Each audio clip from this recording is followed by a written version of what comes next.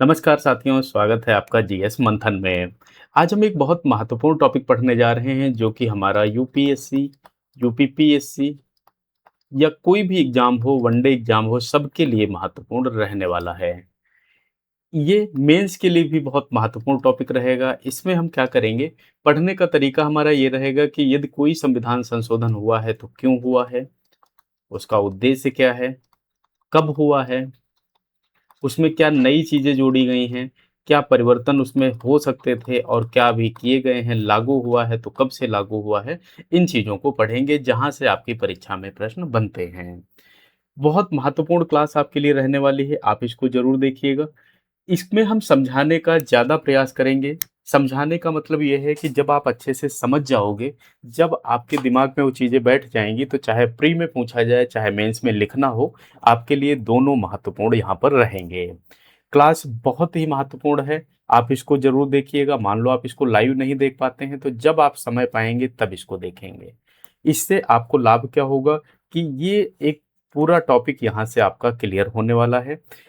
जो पहली बार आए हैं, आप सब्सक्राइब ज़रूर करिएगा क्योंकि हम जैसे निबंध आपको पढ़ाए हैं, सिखाए हैं, याद करा देते हैं पढ़ाते-पढ़ाते, ऐसे ही ये टॉपिक भी हम पढ़ने वाले हैं।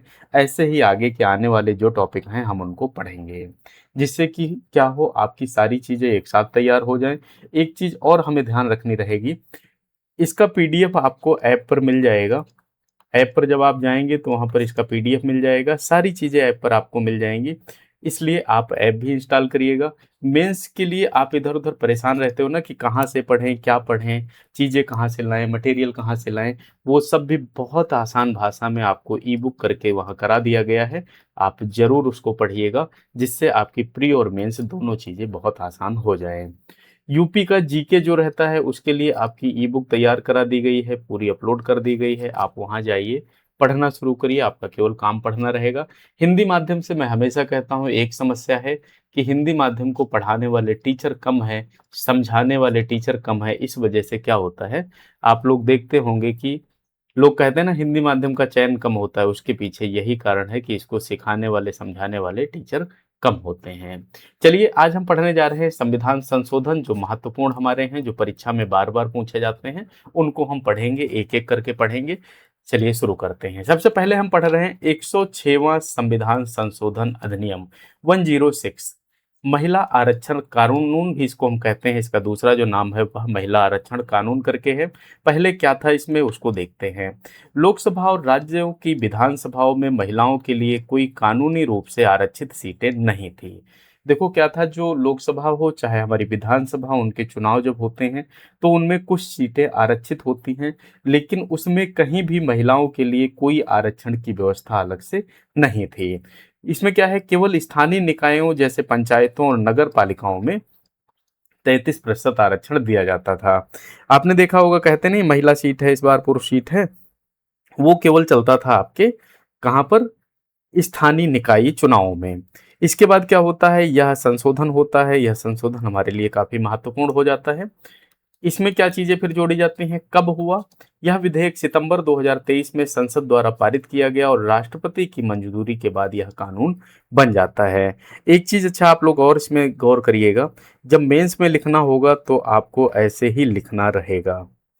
जैसे हम यहाँ पर क्रम बना रहे हैं, जैसे हम विधिवत चीज़ें यहाँ पर लिख रहे हैं, मेंस में ऐसे ही आपकी विधिवत चीज़ें लिखी जाएँगी, इस चीज़ का भी हमें ध्यान रखना रहेगा। जब आप अच्छे से विधिवत कोई भी चीज़, कोई भी टॉपिक लिखते हैं, तो आपको उससे लाभ मिलता है। आप जब लिखकर अभ्यास करोगे मुख्य परीक्षा में तभी बेहतर नंबर मिलते हैं, ये तो मैं हमेशा जब मेंस का टॉपिक कराता हूँ, तब आपको बताते ही हैं। उद्देश्य क्या है इसका?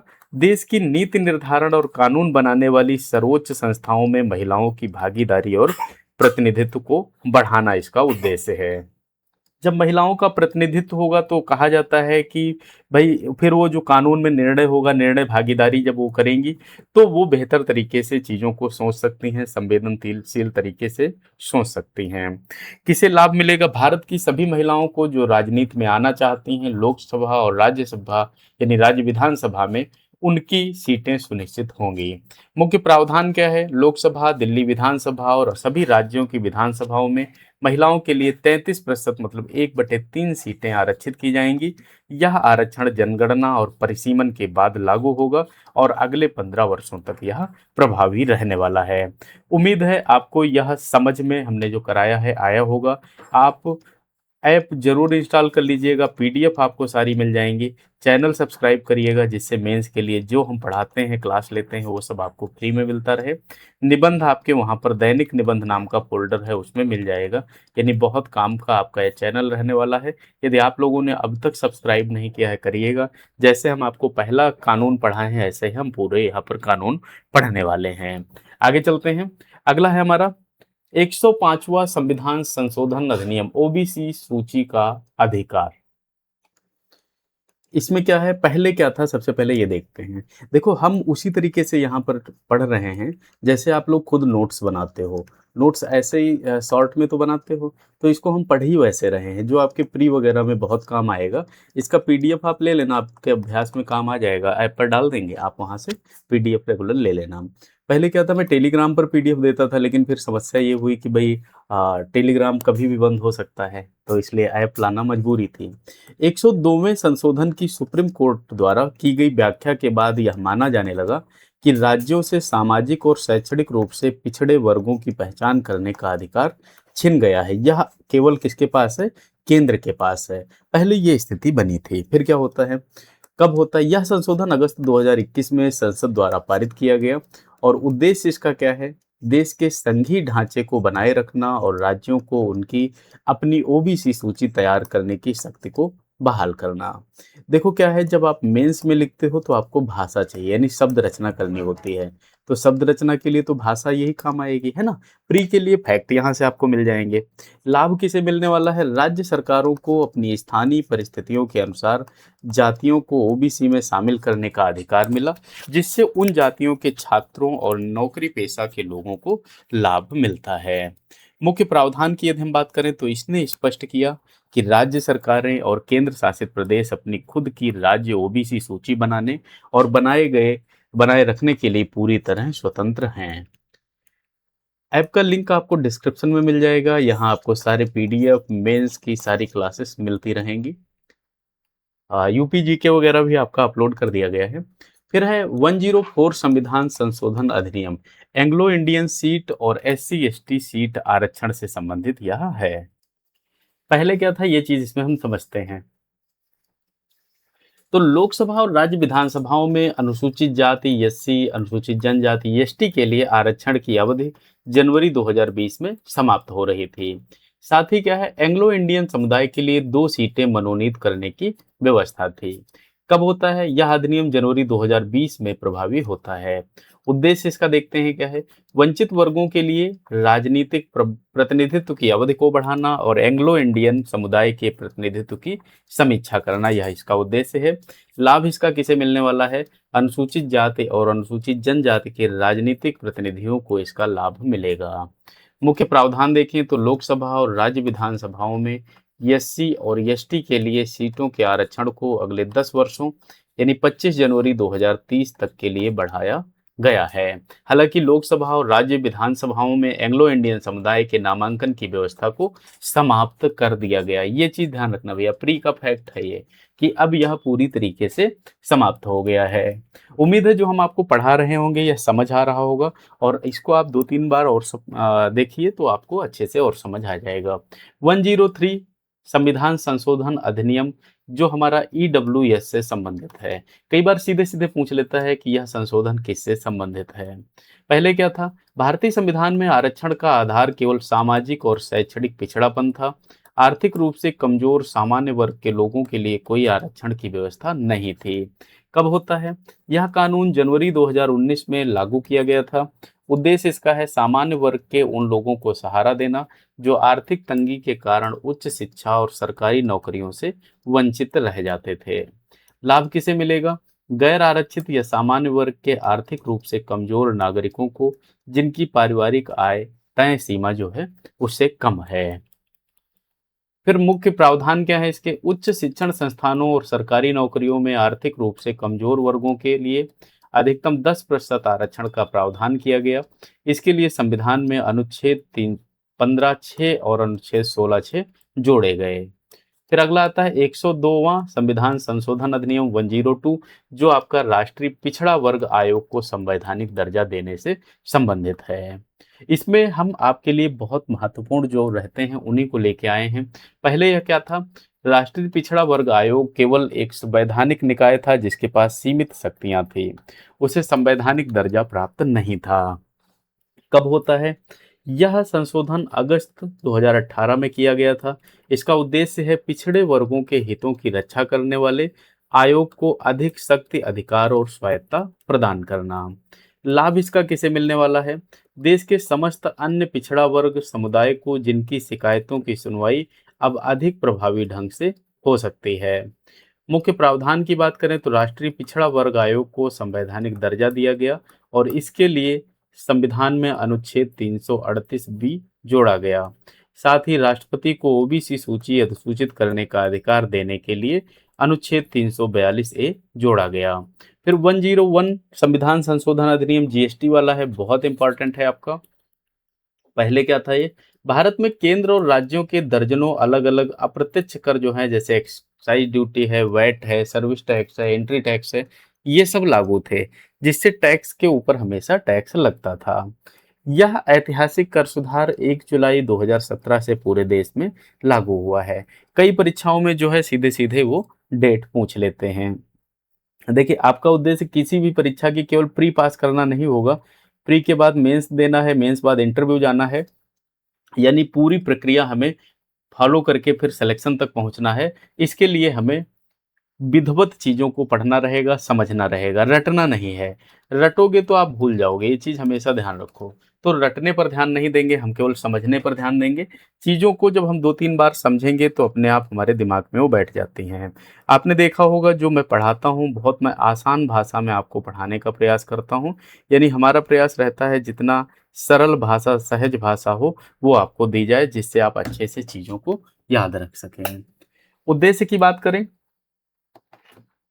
तो इसका उद्देश्य क्या है? एक देश एक टैक्स और एक बाजार की अवधारणा को साकार करना।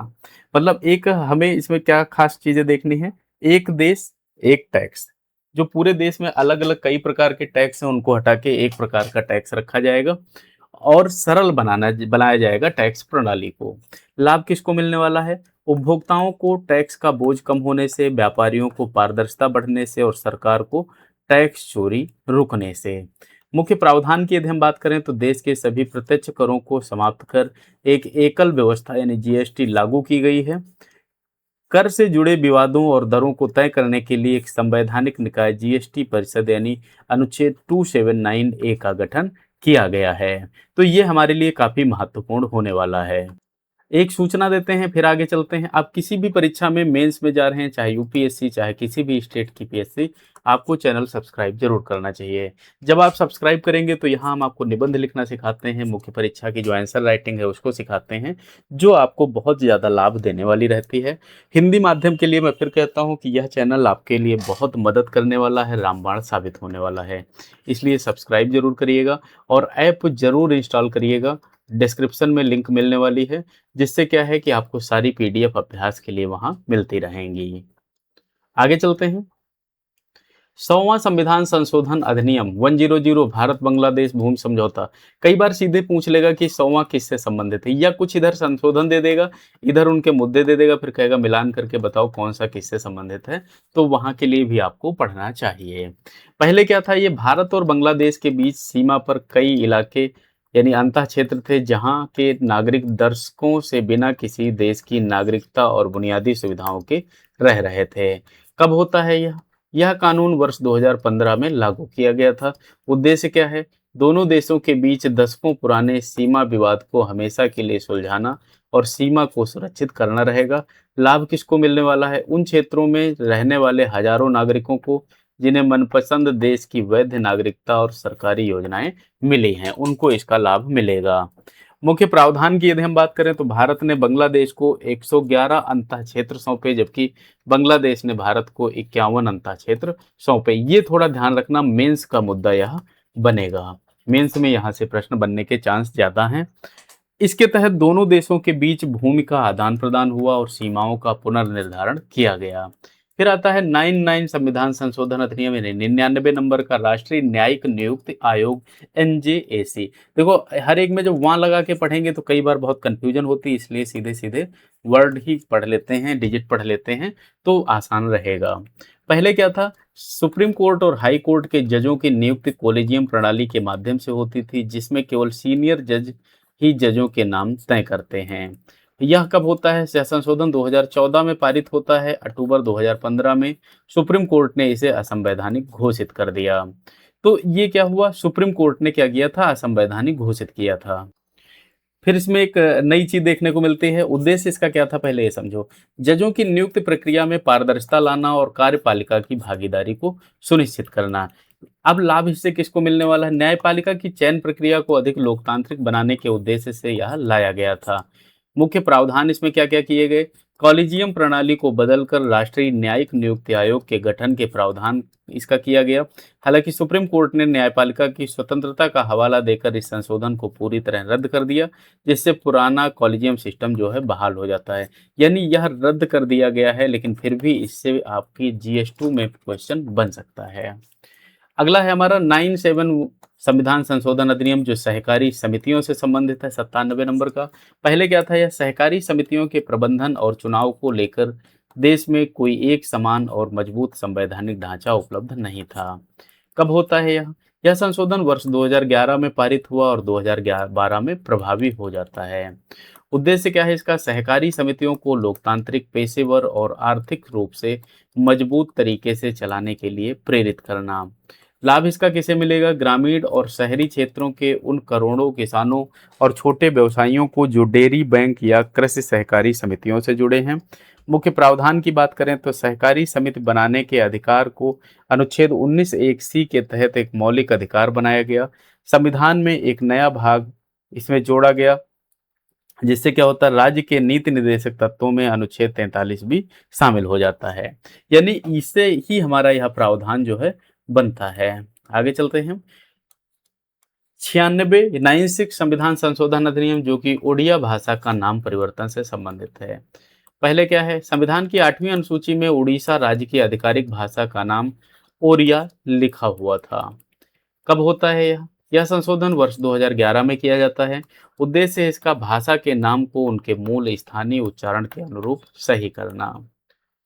लाभ इसका किसे मिलेगा, उड़ीसा राज्य के नागरिकों की सांस्कृतिक और भाषाई पहचान को सम्मान मिलता है। इसमें संविधान की 8वीं अनुसूची में शामिल भाषाओं की सूची में ओरिया शब्द के स्थान पर सही नाम ओडिया प्रतिस्थापित किया गया। महत्वपूर्ण है हमारे लिए।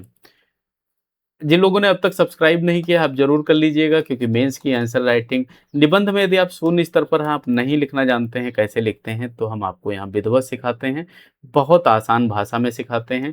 PDF के लिए आपको ऐप डाउनलोड करना पड़ेगा। आप हमेशा ऐप अपने पास रखिएगा, क्योंकि कुछ दिन पहले क्या हुआ, PCS में अपने यहाँ के 5 निबंध सीधे सीधे पूछे गए थे, लेकिन पहले मैं PDF देता था उस पर आपको टेलीग्राम पर, तो बच्चों से खो जाती थी या कुछ ना कुछ हो जाता था। तो उस स्थिति में क्या हुआ, उन लोगों ने उसको सब्सक्राइब मतलब सेव नहीं रख पाया, कई बार खो गई, तो थोड़ा दिक्कत हुई थी अभ्यास में। इसलिए अब ऐप को हमेशा संभाल के रखना है, जिससे चीज़ें अपने आप व्यवस्थित रहेंगी, आपको मिलती रहेंगी।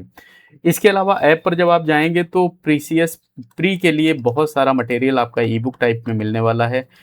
यूपी जीके मिलने वाला है, जहाँ से क्या है कि कई बार आप लोग खोजते नहीं रहते हो कि क्या पढ़ें, कहाँ से पढ़ें, मुद्दे कहाँ से लाएँ, चीज़ों को कहाँ से शामिल करें।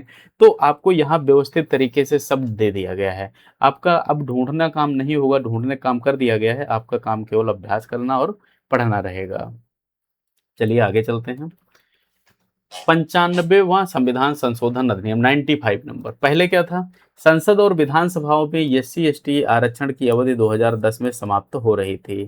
कब होता है यह, 2009 में होता है। उद्देश्य क्या है इसका, पिछड़े और वंचित वर्गों का राजनीतिक प्रतिनिधित्व जारी रखना। लाभ किसे मिलेगा, SC और ST समुदायों के राजनीतिक उम्मीदवारों को इसका लाभ मिलने वाला है।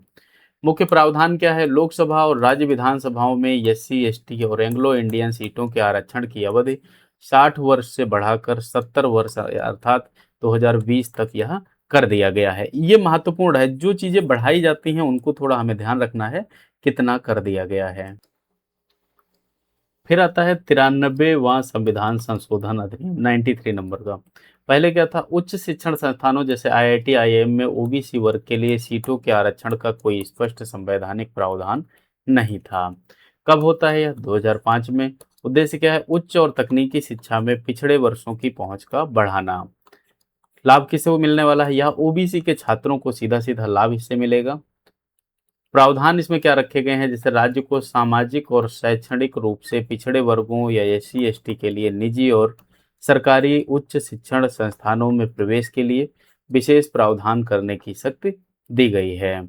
फिर आता है 92वां संविधान संशोधन अधिनियम, यानी 92 नंबर का जो है ये आता है। देखो, कई बार आपसे संविधान के नंबर से पूछ लेगा, कई बार आपसे कह देगा कि यह संविधान संबंधित किससे है, उसका नाम देकर पूछ लेगा। इसलिए हमें इसमें दोनों चीजें सही से समझनी रहेंगी। पहले यह क्या था? संविधान की 8वीं अनुसूची में कुल 18 आधिकारिक भाषाएं शामिल थी। यानी जो भाषाएं थी कितनी थी? 18 भाषाएं थी। इसके बाद क्या होता है? यह कब आता है? 2003 में। आगे चलते हैं। भारत की क्षेत्रीय और जनजातीय भाषाओं को राष्ट्रीय पहचान देना इसका उद्देश्य है। लाभ किसे मिलेगा? बोडो, डोगरी, मैथिली और संथाली भाषा बोलने वाले करोड़ों नागरिकों को। मुख्य प्रावधान क्या है? 8वीं अनुसूची में 4 नई भाषाएं जैसे बोडो है, डोगरी है, मैथिली है, संथाली है, जोड़ी गई। कई बार प्रश्न में आपसे सीधे सीधे ये भाषाएं ही पूछ लेगा। इसके बाद कुल आधिकारिक भाषाओं की संख्या जो है बढ़कर 22 हो जाती है। फिर आता है 91 संविधान संशोधन अधिनियम। पहले क्या था? ये मंत्रिपरिषद के आकार की कोई निश्चित सीमा नहीं थी, जिससे राजनीतिक लाभ के लिए भारी भरकम मंत्रिपरिषद या मंत्रिमंडल बना दिए जाते थे। साथ ही दल बदल की कमियां भी मौजूद थी। 2003 में क्या होता है? सरकारी खर्च को कम करने और दल बदल की कुप्रथा पर कड़ा प्रहार करने के उद्देश्य से यह लाया जाता है। लाभ किसे मिलेगा? देश की राजनीतिक व्यवस्था और करदाताओं को लाभ मिलेगा। मुख्य प्रावधान इसमें क्या है? नियम बनाया गया कि प्रधानमंत्री या मुख्यमंत्री सहित मंत्रियों की कुल संख्या जो है लोकसभा विधानसभा की सदस्य संख्या के 15% से अधिक नहीं हो सकती है। इसके अलावा दल बदल करने वाले सदस्य को मंत्री पद के लिए अयोग्य घोषित कर दिया गया था। फिर 89 संविधान संशोधन अधिनियम क्या है? पहले क्या था? अनुसूचित जातियों, एससी और अनुसूचित जनजातियों के लिए एक ही संयुक्त राष्ट्रीय आयोग काम करता था। कब होता है यह? 2003 में। और उद्देश्य है इसका दोनों समुदायों की विशिष्ट समस्याओं पर अलग से और अधिक ध्यान केंद्रित करना। लाभ इसका किसे मिलेगा? देश के सभी एससी और एसटी नागरिकों को लाभ मिलने वाला है। मुख्य प्रावधान देखें तो पुराने संयुक्त आयोग को 2 अलग-अलग निकायों में विभाजित कर दिया गया है। राष्ट्रीय अनुसूचित जनजाति आयोग अनुच्छेद 338 है। राष्ट्रीय अनुसूचित जनजाति आयोग जो है 38 ए है। ये ध्यान रखिए, जो केवल जाति अनुसूचित जाति का है और जनजाति का है, इनमें थोड़ा फर्क है। फिर है 86 संविधान संशोधन अधिनियम। उम्मीद है आपको ये समझ आ रहा होगा। यदि आ रहा है तो आप लाइक भी कर सकते हैं, शेयर भी कर सकते हैं, सब्सक्राइब तो जरूर करना, बाकी कुछ करो चाहे ना करो, क्योंकि सारी चीजें आपको यहाँ से मिलती रहेंगी। पहले क्या था? ये शिक्षा का अधिकार राज्य के नीति निर्देशक तत्वों का हिस्सा था, जो कि न्यायालय द्वारा लागू करने योग्य कानूनी अधिकार नहीं था। कब होता है? 2002 में। उद्देश्य इसका क्या है? देश के प्रत्येक बच्चे को बुनियादी शिक्षा प्राप्त करने की गारंटी देना। किसे लाभ मिलेगा? 6 से 14 वर्ष की आयु के सभी बच्चों को इसका लाभ मिलेगा। मुख्य प्रावधान क्या है? शिक्षा को मौलिक अधिकार बनाया गया, अनुच्छेद 21 ए जोड़ा गया। इसके साथ ही अनुच्छेद 51 ए के तहत 11वां मौलिक कर्तव्य जोड़ा गया, जिसमें माता पिता का यह कर्तव्य तय किया गया कि वह बच्चों को शिक्षा का अवसर दें। 85 संविधान संशोधन अधिनियम हम अगला पढ़ने जा रहे हैं। पहले यह क्या था? सरकारी नौकरियों में पदोन्नति के समय एससी एसटी कर्मचारियों के लिए ये जो वरिष्ठता क्रम है वो पारिणामिक होता था। इसका नियम जो है स्पष्ट नहीं था। फिर क्या होता है? 2001 में ये संशोधन आता है। उद्देश्य क्या है? पदोन्नति में आरक्षण के लाभ को प्रशासनिक स्तर पर मजबूती देना। किसे लाभ यह मिलने वाला है? सरकारी सेवाओं में कार्यरत एससी और एसटी कर्मचारियों को यह लाभ मिलेगा। मुख्य प्रावधान क्या है? अनुसूचित जाति और अनुसूचित जनजाति के सरकारी सेवकों के लिए पदोन्नति में आरक्षण के मामले में प्रमाणिक वरिष्ठता के सिद्धांत को लागू किया गया। फिर है 84 संविधान संशोधन अधिनियम। पहले क्या है ये? लोकसभा और विधानसभा सीटों की संख्या का निर्धारण 1971 की जनगणना के आधार पर वर्ष 2000 तक के लिए तय किया गया था। जनगणना कब की थी? 1971 की जनगणना के आधार पर। कब होता है यह? 2001 में होता है। उद्देश्य इसका क्या है? राज्यों को जनसंख्या नियंत्रण के प्रयासों के लिए दंडित होने से बचाना, क्योंकि जिन राज्यों की जनसंख्या कम हुई उनकी सीटें जो है कम हो सकती थी। लाभ इसका किसे मिला? देश की चुनावी और राजनीतिक स्थिरता को इस लाभ मिलता है। मुख्य प्रावधान क्या है? लोकसभा और राज्यों की विधानसभाओं की कुल सीटों की संख्या जो है अगले 25 वर्षों के लिए यानी वर्ष 2026 के लिए स्थिर कर दिया गया। फिर 81 संविधान संशोधन अधिनियम। 81वां संविधान संशोधन अधिनियम क्या है? पहले क्या था? यदि आरक्षित वर्ग की सीटें किसी वर्ष खाली रह जाती हैं तो उन्हें अगले वर्ष की सामान्य सीटों की 50% की सीमा के अंतर्गत ही भरा जा सकता था, जिससे सीटें अधूरी रह जाती थी। कब हुआ यह? 2000 में हुआ। उद्देश्य क्या है? आरक्षित पदों के बैकलॉग को बिना किसी बाधा के भरना। अच्छा, मैंने आपकी योजनाएं करा दी हैं। यूपी जीके के नाम पर जो आपकी यूपी की योजनाएं होती हैं उनको हमने कराया है। लगभग 45 योजनाएं हैं जो महत्वपूर्ण है, उनको भी हमने इसी नोट्स तरीके से पढ़ाया है। जैसे आप लोग नोट्स तैयार करते हो उसी तरीके से हमने उनको पढ़ाया है। आप जरूर उनको उस योजनाओं को पढ़िएगा। लाभ इसका किसे मिलेगा? एससी एसटी वर्ग के नौकरी के इच्छुक युवाओं को। प्रावधान इसमें क्या किया गया है? कैरी फॉरवर्ड नियम को मंजूरी दी गई है। इसके तहत बैकलॉग खाली सीटों को एक अलग वर्ग माना जाएगा। उन पर 50% आरक्षण की अधिकतम सीमा जो है वह लागू नहीं होगी। आगे चलते हैं। 20 नंबर पे है 77वां संविधान संशोधन यानी 77 संविधान संशोधन अधिनियम। पहले क्या था? ये सुप्रीम कोर्ट के इंदिरा साहनी मामले के फैसले के बाद सरकारी नौकरियों की पदोन्नति में आरक्षण देने पर रोक लग गई थी। कब होता है यह? 1995 में। उद्देश्य क्या है? पदोन्नति के स्तर पर पिछड़ेपन को दूर करना। किसे लाभ मिलेगा इसका? एससी एसटी वर्ग के सरकारी कर्मचारियों को इसका लाभ मिलेगा। मुख्य प्रावधान की यदि हम इसमें बात करें तो अनुच्छेद 16 में बदलाव करके राज्य को यह शक्ति दी गई कि वह सरकारी नौकरियों में एससी एसटी को पदोन्नति में भी आरक्षण दे सकती है। फिर आता है आपका 74 संविधान संशोधन अधिनियम। पहले क्या था यह? शहरी स्थानीय निकायों यानी नगर पालिकाओं नगर निगमों में को कोई संवैधानिक दर्जा प्राप्त नहीं था। उनके चुनाव नियमित नहीं होते थे और उसमें शक्तियों की कमी थी। यह कब होता है? 1992 में, जो प्रभावी होता है 1 जून 1993 से। ये बहुत महत्वपूर्ण रहा है। इससे चीजें काफी ज्यादा परिवर्तित हुई हैं। उद्देश्य क्या है इसका? शहरी क्षेत्रों में स्थानीय स्वशासन को जमीनी स्तर पर मजबूत करना। इसका लाभ किसे मिलेगा? शहरों में रहने वाले नागरिकों और स्थानीय जनप्रतिनिधियों को इसका लाभ मिलेगा।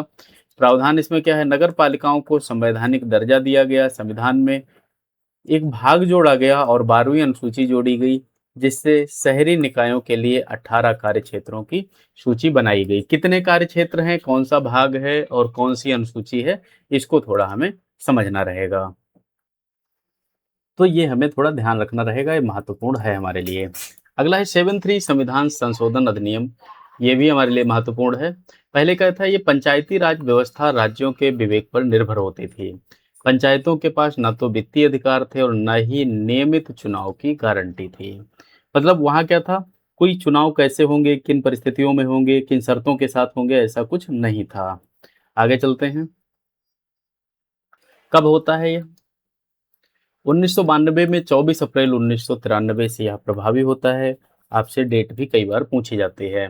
उद्देश्य क्या है? ग्रामीण भारत में लोकतंत्र को मजबूत करना और महात्मा गांधी के ग्राम स्वराज के सपने को पूरा करना।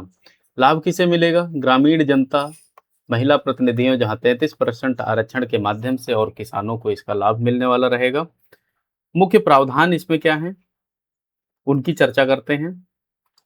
यदि हम इसमें प्रावधान की बात करें तो पंचायती राज संस्थाओं को संवैधानिक दर्जा मिला। संविधान में भाग जोड़ा गया और ये जब 9वां भाग आता है यानी 11वीं अनुसूची फिर जोड़ी जाती है, जिसमें पंचायतों को काम करने के लिए 29 विषय सौंपे गए। त्रिस्तरीय पंचायती राज व्यवस्था जो है अनिवार्य कर दी जाती है यहाँ पर। इस प्रकार हमारा संविधान पाता है 9वां भाग। 9वां भाग 11 अनुसूची। जिन लोगों ने अब तक सब्सक्राइब नहीं किया है आप जरूर कर लीजिएगा। आगे हम देखते हैं 71वां संविधान संशोधन अधिनियम 71 वाला। इसमें क्या है, संविधान की 8वीं अनुसूची में कुल 15 भाषाएं शामिल थी। कब होता है यह? 1992 में यह होता है। उद्देश्य क्या है? भारत की सांस्कृतिक और भाषाई विविधता का विस्तार करना। इसमें लाभ किसे मिलेगा यदि हम देखें तो कोकड़ी है, मणिपुरी है, नेपाली भाषा बोलने वाले क्षेत्रों के लोगों को लाभ इसमें मिलेगा। प्रावधान इसमें क्या किया गया है, संविधान की 8वीं अनुसूची में 3 नई भाषाओं कोंकणी, मणिपुरी और नेपाली को शामिल किया गया, जिससे कुल भाषाओं की संख्या 18 हो गई थी उस समय।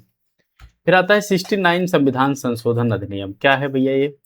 पहले क्या था, यह दिल्ली देश का एक केंद्र शासित प्रदेश था जहां कोई चुनी हुई विधानसभा या मुख्यमंत्री की व्यवस्था नहीं होती थी। कब यह शुरू होता है? 1991 में। उद्देश्य क्या है? देश की राजधानी के नागरिकों को अपनी सरकार चुनने का लोकतांत्रिक अधिकार देना। इसमें क्या होता है, फिर लाभ किसको मिलने वाला है? दिल्ली के निवासियों को इसका लाभ मिलेगा। मुख्य प्रावधान की बात करें तो संघ शासित प्रदेश दिल्ली को विशेष दर्जा देते हुए राष्ट्रीय राजधानी क्षेत्र, जिसको हम दिल्ली कहते हैं, एनसीटी कहते हैं, बनाया गया। दिल्ली के लिए 70 सदस्यीय विधानसभा और 7 मंत्रियों वाली मंत्रिपरिषद का प्रावधान किया गया, जो 239 ए अनुच्छेद जिसके नाम से हो जाता है। तो ये कई बार आपसे यहाँ से अनुच्छेद भी पूछ लिया जाएगा, इसलिए इसको ध्यान रखना है। तो ये हमारे लिए महत्वपूर्ण हो जाता है। एक सूचना देते हैं फिर आगे चलते हैं। देखिए डिस्क्रिप्शन में आपको ऐप का लिंक मिल जाएगा जहां आपको सारी पीडीएफ मिलने वाली हैं। क्लासेस आपको ऐसे कराई जाती हैं। प्रयास है कि हिंदी माध्यम के बच्चों को आसान तरीके से चीज़ें सिखाई जाएं, बताई जाएं, समझाई जाएं, जिससे उनको लाभ मिले। तो 65वां संविधान संशोधन अधिनियम जो है, अब हम उसकी बात करेंगे। पहले क्या था, यह SC/ST एक्ट के हितों की देखरेख के लिए केवल एक विशेष अधिकारी आयुक्त की नियुक्ति की जाती थी। एक अधिकारी बना दिया जाता था जो SC/ST के बारे में बात करता था, लेकिन वह उतना उपयुक्त नहीं रहा। 1990 में यह आता है। शक्तियों को एक व्यक्ति से हटाकर एक बहुसदस्यीय मजबूत संस्था को सौंपना इसका उद्देश्य हो जाता है। इसका लाभ किसे मिलने वाला है? देश के समस्त अनुसूचित जाति और जनजाति वर्ग के लोगों को इसका लाभ मिलेगा। एक सदस्यीय विशेष अधिकारी के स्थान पर अनुसूचित जातियों और अनुसूचित जनजातियों के लिए एक उच्च स्तरीय बहुसदस्यीय राष्ट्रीय आयोग का गठन इसमें किया गया। अगला देखते हैं 62वां संविधान संशोधन अधिनियम। क्या है भाई 62वां? लोकसभा और विधानसभाओं में SC/ST के लिए राजनीतिक आरक्षण की सीमा 1990 में समाप्त हो रही थी। फिर क्या होता है, 1989 में आता है। यह सामाजिक न्याय और राजनीतिक प्रतिनिधित्व को निरंतर बनाए रखना, ऐसा इसका उद्देश्य था। लाभ किसे मिलेगा? अनुसूचित जाति और जनजाति के राजनीतिक कार्यकर्ताओं को इसका लाभ मिलने वाला है। मुख्य प्रावधान की बात करें तो संसद और राज्य विधानसभाओं में अनुसूचित जातियों, अनुसूचित जनजातियों और एंग्लो इंडियंस के लिए सीटों के आरक्षण की अवधि को अगले 10 साल के लिए यानी 2000 तक बढ़ा दिया गया था। फिर 61वां संविधान संशोधन अधिनियम क्या है? यह भारत में मतदान करने की न्यूनतम आयु 21 वर्ष तय थी, जिससे देश के युवाओं का एक बड़ा हिस्सा चुनाव प्रक्रिया से बाहर था। 1988 में पारित होता है और 1989 में यह लागू हो जाता है। इससे क्या है, देश के युवाओं को राजनीतिक प्रक्रिया में भागीदार बनाना और लोकतंत्र का आधार व्यापक करना इसका उद्देश्य रहता है। इसका लाभ किसे मिलेगा? 18 से 20 वर्ष की आयु के देश के करोड़ों युवाओं को पहली बार वोट देने का इससे अधिकार मिलता है। मुख्य प्रावधान क्या किया गया है? संविधान के अनुच्छेद 326 में संशोधन करके मतदान की जो आयु है वह 21 वर्ष से घटाकर 18 वर्ष कर दी गई। यह संविधान भी आपसे पूछा जा सकता है। फिर अगला है 58वां संविधान संशोधन अधिनियम। पहले क्या था, यह भारत का मूल संविधान केवल अंग्रेजी भाषा में आधिकारिक तौर पर स्वीकृत था। हिंदी अनुवाद को वह कानूनी प्रामाणिकता जो है प्राप्त नहीं थी। 1987 की बात है। देश की राजभाषा हिंदी में संविधान का एक प्रमाणिक और कानूनी रूप से मान्य पाठ जो है उपलब्ध कराना इसका उद्देश्य था। लाभ किसे मिलेगा? हिंदी भाषी राज्यों, कानूनविदों और देश की आम जनता को इसका लाभ मिलेगा, जिससे लोग समझ पाएंगे कि कानून है क्या। राष्ट्रपति को संविधान का आधिकारिक हिंदी पाठ प्रकाशित करने का अधिकार दिया गया, जिसे अंग्रेजी पाठ के समान ही कानूनी मान्यता प्राप्त होगी। फिर आता है 56वां संविधान संशोधन अधिनियम। पहले क्या था ये? गोवा, दमन और दीव एक साथ मिलाकर एक केंद्र शासित प्रदेश के रूप में प्रशासित होते थे। 1987 में क्या होता है? गोवा के नागरिकों की लंबी समय से चली आ रही पूर्ण राज्य की मांग को पूरा कर दिया गया 1987 में। लाभ किसे मिलेगा? गोवा की जनता को, जिन्हें अपनी पूर्ण राज्य सरकार और विधानसभा मिल जाती है। गोवा को भारत के 25वें पूर्ण राज्य के रूप में दर्जा दिया गया, जबकि दमन और दीव को एक अलग केंद्र शासित प्रदेश के रूप में बनाए रखा गया। फिर आता है 53वां संविधान संशोधन अधिनियम। मिजोरम एक अशांत केंद्र शासित प्रदेश था, जहां उग्रवाद और राजनीतिक अस्थिरता का माहौल था। कब होता है? 1986 में। उद्देश्य क्या है? मिजो शांति समझौते को लागू करना और क्षेत्र में शांति स्थापित करना। लाभ किसे मिलेगा इसका? पूर्वोत्तर के मिजोरम राज्य के नागरिकों को इसका लाभ मिलने वाला है। मुख्य प्रावधान क्या है? मिजोरम को विशेष प्रावधानों यानी अनुच्छेद 371 जी के साथ भारत के एक पूर्ण राज्य का दर्जा दिया गया था। फिर आता है 52वां संविधान संशोधन अधिनियम, दल बदल विरोधी कानून, बहुत महत्वपूर्ण हमारे लिए हो जाता है। पहले क्या था ये? चुनाव जीतने के बाद नेता निजी स्वार्थ या सत्ता के लालच में बार बार अपनी पार्टी बदल लेते थे, जिससे सरकारें गिर जाती थी। 1985 में यह होता है। उद्देश्य क्या है? राजनीतिक भ्रष्टाचार को रोकना और चुनी हुई सरकारों को स्थिरता प्रदान करना इसका उद्देश्य था। लाभ किसे मिलेगा? भारतीय लोकतंत्र की साख को और देश के मतदाताओं को, जिनका भरोसा बना रहता है। मुख्य प्रावधान की बात करें तो दल बदल विरोधी कानून बनाया गया। इसके लिए संविधान में एक 10वीं अनुसूची जोड़ी गई, जिसके तहत बदलने वाले सांसदों और विधायकों को अयोग्य घोषित करने का नियम तय हुआ। फिर अगला आता है 44वां संविधान संशोधन अधिनियम, आपातकाल के बाद का जो सुधार है। पहले क्या था? 42वें संविधान संशोधन द्वारा सरकार ने बहुत अधिक शक्तियां अपने हाथ में ले ली थी। आंतरिक अशांति के नाम पर आपातकाल लगाया जा सकता था। संपत्ति का अधिकार एक मौलिक अधिकार बन गया था। कब होता है? 1978 में जनता पार्टी की जब सरकार आती है उस समय। 42वें संविधान संशोधन के दुरुपयोग को ठीक करना और भविष्य में आपातकाल के मनमाने प्रयोग को रोकना इसका उपयोग है। इसका लाभ किसे मिलेगा? देश के नागरिकों के नागरिक अधिकारों और न्यायपालिका की स्वतंत्रता को इसका लाभ मिलने वाला है। मुख्य प्रावधान की बात करें तो राष्ट्रीय आपातकाल के लिए आंतरिक अशांति शब्द हटाकर सशस्त्र विद्रोह किया गया। संपत्ति के अधिकार को मौलिक अधिकारों की सूची से हटाकर अनुच्छेद 301 के तहत एक कानूनी अधिकार बनाया गया। आपातकाल के दौरान अनुच्छेद 20-21 यानी जीवन का अधिकार को निलंबित न करने का नियम यहीं पर बनाया गया था। आगे चलते हैं। 42वां संविधान संशोधन अधिनियम, जिसको हम लघु संविधान भी कहते हैं। पहले क्या था? भारतीय संविधान का अब तक का सबसे बड़ा और व्यापक संशोधन था, जिसने संविधान के मूल ढांचे को बदलने का प्रयास किया। 1976 में आपातकाल के दौरान इंदिरा गांधी सरकार द्वारा ऐसा किया गया। केंद्र सरकार और प्रधानमंत्री कार्यालय को अधिक शक्तिशाली बनाना इसका उद्देश्य था। लाभ किसे मिलता है? तत्कालीन केंद्र सरकार को अपनी नीतियां बिना किसी न्यायिक रुकावट के लागू करने की छूट यहां से मिल जाती है। मुख्य प्रावधान क्या रहेंगे? इसमें 3 शब्द प्रस्तावना में जोड़े जाते हैं: समाजवादी, पंथ निरपेक्षता और अखंडता। नागरिकों के लिए 10 मौलिक कर्तव्य यानी जो हमारे 51A अनुच्छेद में जोड़े गए हैं। लोकसभा का कार्यकाल 5 से 6 वर्ष कर दिया गया और शिक्षा, वन्य जीवों के संरक्षण जैसे विषयों को राज्य सूची से हटाकर समवर्ती सूची में डाला गया। फिर आता है 40वां संविधान संशोधन अधिनियम। पहले क्या था ये? भारत की समुद्री सीमाओं, विशिष्ट आर्थिक क्षेत्र और महाद्वीपीय मग्न तट पर मौजूद खनिज संसाधनों पर केंद्र सरकार के अधिकारों की सीमाएं पूरी तरह स्पष्ट नहीं थी। 1976 में आता है। देश के समुद्री और आर्थिक संसाधनों पर राष्ट्रीय संप्रभुता को समाप्त मजबूत करना इसका उद्देश्य था। लाभ किसे मिलेगा? देश की आर्थिक सुरक्षा और केंद्र सरकार के राजस्व को इसका लाभ मिलेगा। मुख्य प्रावधान क्या होंगे? जैसे स्पष्ट किया गया कि भारत के प्रादेशिक जल, महाद्वीपीय मग्न तट और विशिष्ट आर्थिक क्षेत्र के अंतर्गत आने वाली सभी मूल्यवान वस्तुएं और खनिज केंद्र सरकार के नियंत्रण में होंगे। फिर आता है 39वां संविधान संशोधन अधिनियम। पहले क्या था? प्रधानमंत्री या राष्ट्रपति के चुनाव, विवादों की सुनवाई सामान्य अदालतों जैसे हाई कोर्ट, सुप्रीम कोर्ट में की जा सकती थी।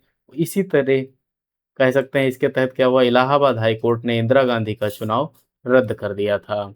कब होता है ये? 1975 में, आपातकाल के दौरान। उद्देश्य क्या है? प्रधानमंत्री और राष्ट्रपति के पदों को न्यायिक जांच के दायरे से पूरी तरह बाहर रखना। लाभ किससे मिलने वाला है? तत्कालीन सत्तासीन जो प्रधानमंत्री होगा उसको लाभ मिलेगा। मुख्य प्रावधान क्या है? प्रावधान किया गया कि राष्ट्रपति, उपराष्ट्रपति, प्रधानमंत्री और लोकसभा के अध्यक्ष चुनाव संबंधी विवादों को किसी भी न्यायालय में चुनौती नहीं दी जा सकती। इनके लिए संसद द्वारा तय किया गया जो प्राधिकरण है वही सुनवाई करेगा। बाद में क्या हुआ? कोर्ट ने इसे रद्द कर दिया था। 36वां संविधान संशोधन अधिनियम क्या है ये? पहले क्या था? सिक्किम भारत का पूर्ण राज्य नहीं था। 35वें संविधान संशोधन द्वारा इसे केवल एक सहयोगी राज्य का दर्जा दिया गया था। 1975 में ये होता है तो सिक्किम के लोगों की इच्छा के अनुसार उसे भारतीय संघ का अभिन्न अंग बनाना जो है इसका उद्देश्य था। लाभ किसे मिलेगा? सिक्किम की जनता को, जिन्होंने मुख्य धारा के भारतीय नागरिकों के समान अधिकार मिले हैं। मुख्य प्रावधान क्या है? सिक्किम को सहयोगी राज्य का दर्जा समाप्त कर उसे भारत का 22वां पूर्ण राज्य बनाया गया। फिर आता है 35वां संविधान संशोधन अधिनियम। पहले क्या था यह? सिक्किम भारत का एक संरक्षित राज्य था जिसका रक्षा और विदेश मामला भारत देखता था, लेकिन वो भारतीय संघ का हिस्सा नहीं था। फिर 1974 में आता है, सिक्किम को धीरे धीरे भारतीय संघ में शामिल करने की प्रक्रिया यहाँ से शुरू होती है। लाभ किसे मिलेगा? भारत और सिक्किम के रणनीतिक संबंधों को इससे लाभ मिलने वाला है। आगे देखते हैं। मुख्य प्रावधान की अगर हम इसमें बात करते हैं तो सिक्किम के संरक्षित राज्य के दर्जे को समाप्त कर उसे भारतीय संघ के एक सह राज्य के रूप में शामिल किया गया और इसके लिए 10वीं अनुसूची जोड़ी गई जो बाद में 36वें संशोधन से समाप्त हो गई थी। आगे चलते हैं।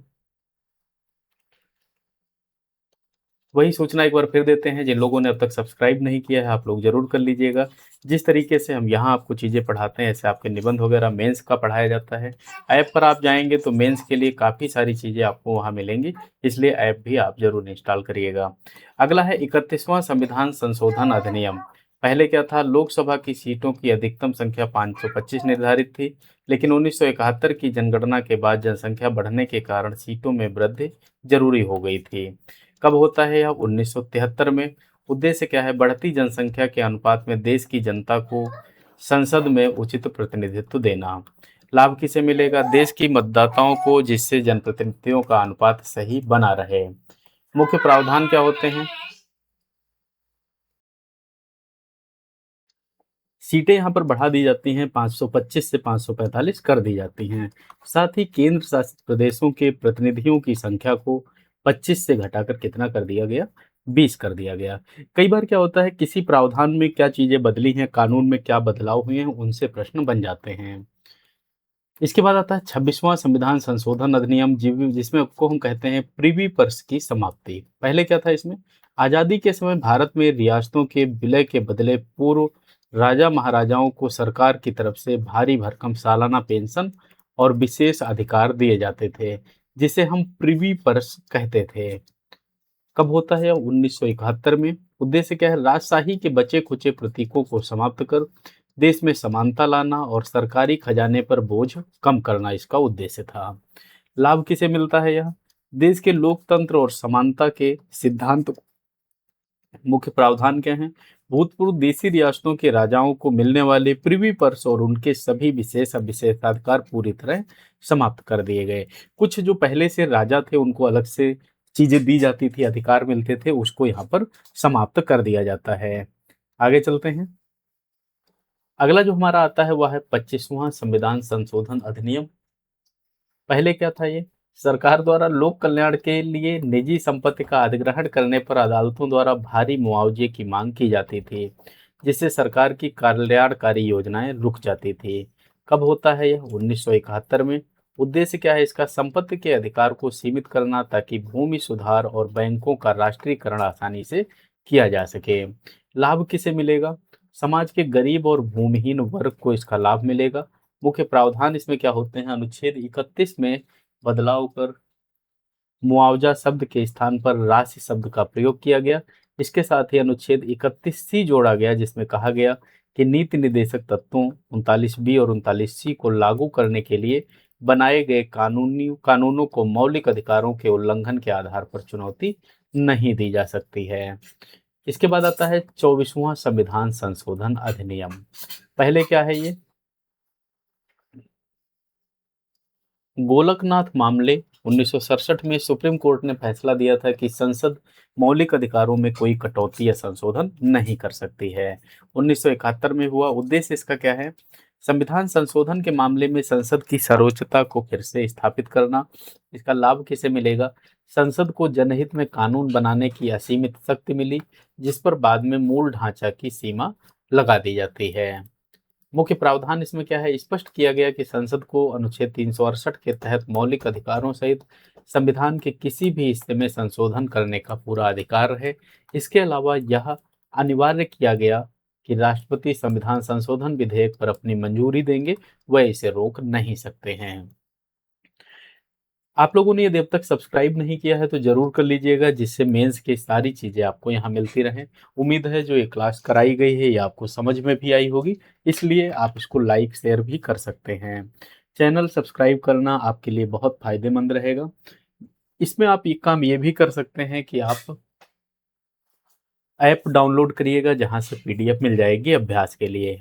21वां संविधान संशोधन अधिनियम। पहले क्या था? ये मूल संविधान की 8वीं अनुसूची में केवल 14 भाषाएं शामिल थी। सिंधी भाषा को आधिकारिक मान्यता नहीं मिली थी। कब होता है ये? 1967 में। सिंधी भाषी समुदाय की संस्कृति और भाषा को संवैधानिक संरक्षण देना इसका उद्देश्य था।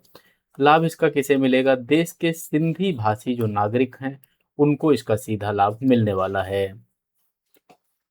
मुख्य प्रावधान देखें तो सिंधी भाषा को संविधान की 8वीं अनुसूची में 15वीं भाषा के रूप में शामिल किया गया।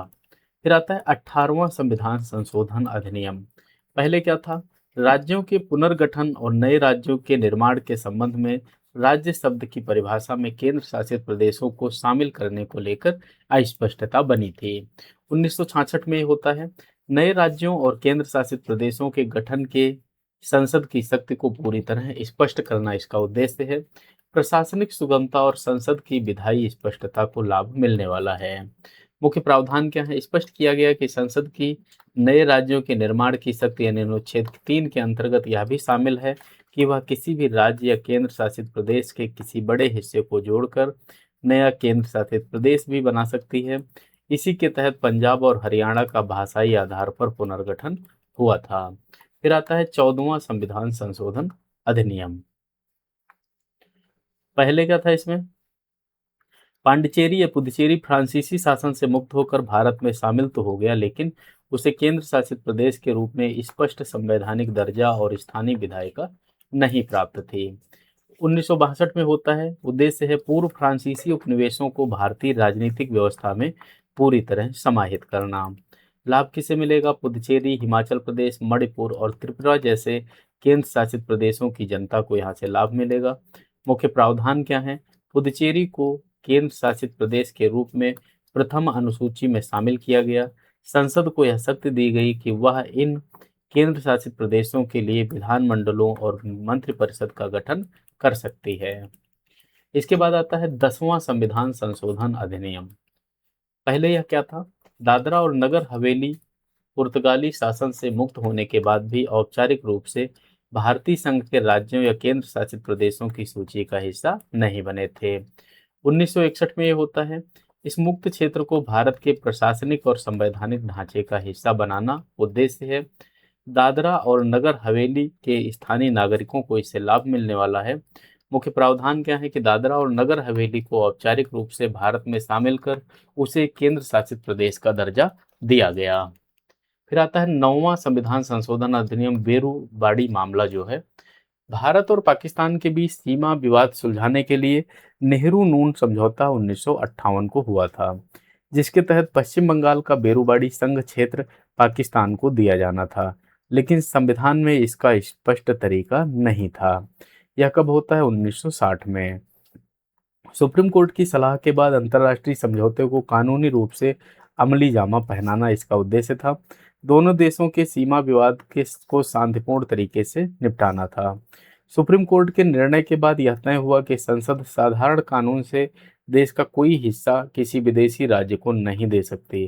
इसके लिए अनुच्छेद 368 के तहत संशोधन किया गया और वेरूबाड़ी क्षेत्र यानी पाकिस्तान अब बांग्लादेश का जो हिस्सा है इसको स्थानांतरित कर दिया गया था। फिर आता है 8वां संविधान संशोधन अधिनियम। पहले क्या था? मूल संविधान को एससी, एसटी और एंग्लो इंडियन के लिए सीटों के आरक्षण की अवधि केवल 10 वर्षों के लिए यानी 1960 तक तय की गई थी। यह 1959 में होता है। चूंकि आज़ादी के शुरुआती 10 वर्षों में इन वर्गों का सामाजिक आर्थिक उत्थान पूरी तरह नहीं हो पाया था, इसलिए आरक्षण की अवधि जो थी उसको बढ़ाना जरूरी था। इसका लाभ किसे मिलेगा? वंचित और पिछड़े समुदायों के राजनीतिक प्रतिनिधियों को इसका लाभ मिलेगा। मुख्य प्रावधान क्या है? लोकसभा और राज्य विधानसभाओं में अनुसूचित जातियों, अनुसूचित जनजातियों और एंग्लो इंडियन समुदाय के लिए आरक्षण की अवधि को 10 वर्ष से बढ़ाकर 1970 तक कर दिया गया था। फिर 7वां संविधान संशोधन अधिनियम आता है राज्य पुनर्गठन को लेकर। पहले इसमें क्या था? भारत के राज्यों को 4 अलग अलग श्रेणियों जैसे ABCD में बांटा गया था, जो प्रशासनिक और राजनीतिक रूप से बहुत जटिल और असमान व्यवस्था थी। 1956 में अली आयोग आता है।